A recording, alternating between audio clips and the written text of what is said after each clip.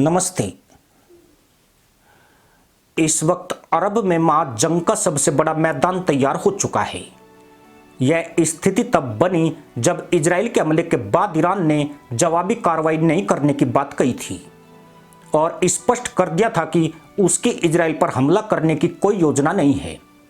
पर लगता यूं है कि मुसलमानों की पुंगी बजवाने की साजिश रच रहे चीन और रूस माहौल को ठंडा नहीं होने देना चाहते हैं। उन्होंने तय कर लिया है कि अरब के मुसलमानों को इजराइल और सहयोगी देशों से भिड़ाकर मिडिल ईस्ट में इस्लाम का बंटाधार कर दिया जाए।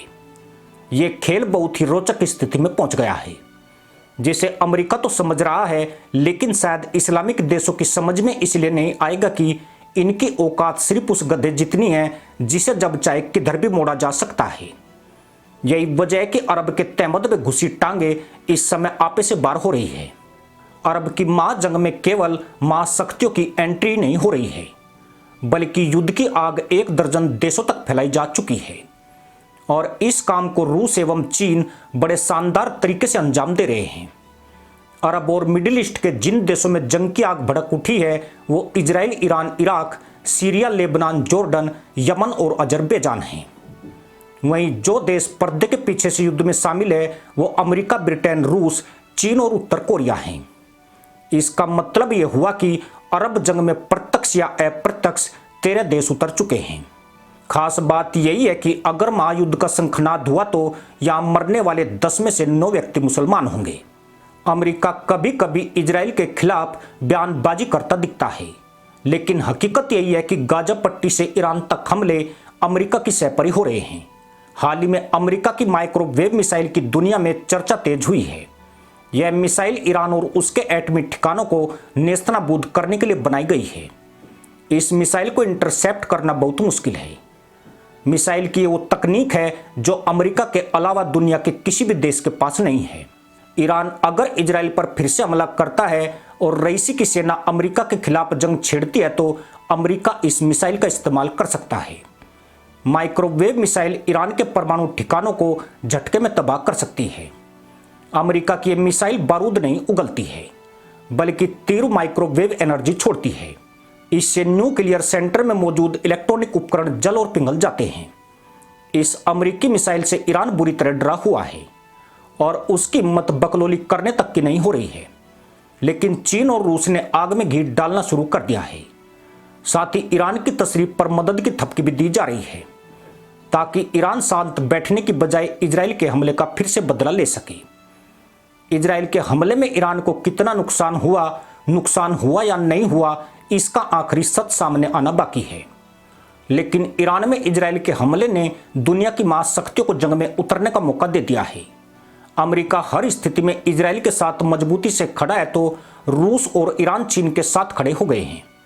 इस खेमेबाजी के साथ ही अरब के मुसलमानों की हुरों के पास जाने की तैयारियां भी शुरू हो गई है। दरअसल चीन का मकसद स्वयं को दुनिया की नंबर 1 महाशक्ति बनाना है।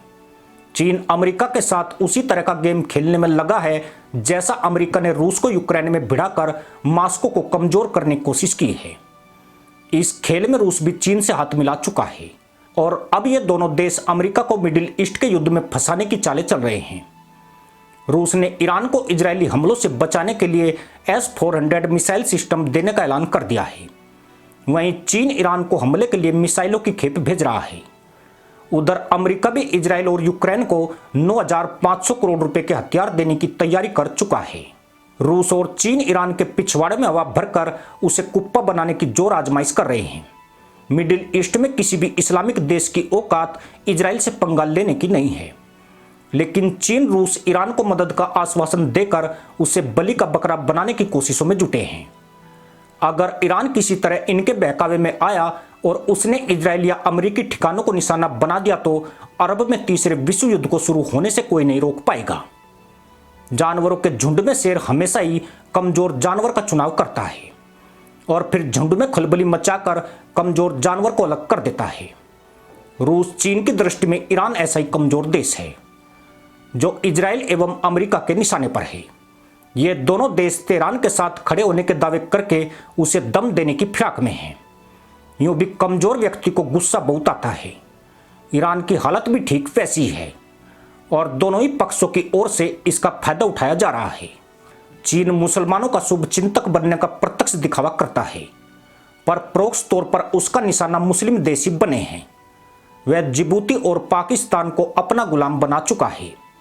वहीं अफ्रीका महाद्वीप के गरीब इस्लामिक देशों में उसका करत जाल लगातार विस्तार कर रहा है। रूस की स्थिति भी चीन से अलग नहीं है। उसने इराक, लीबिया, सीरिया और अफगानिस्तान में लाखों मुसलमानों के खून से हाथ रंगे हैं, पर रंगाई अभी और भी होनी है। खेल यही है कि अमेरिका और चीन रूस के बीच में इस बार मिडिल ईस्ट के इस्लामिक देश आ गए हैं। इसी मिडिल ईस्ट से पूरी दुनिया के मुसलमान आतंकियों को आर्थिक मदद मिलती है। पाकिस्तान के आतंकी भी इस्लाम के नाम पर यहीं से भीख प्राप्त करते हैं। इसलिए अगर यहां जंग छिड़ती है तो इसमें कुछ भी बुरा नहीं है। इसी के साथ अनुमति दोस्तों, जय हिंद, वंदे मातरम।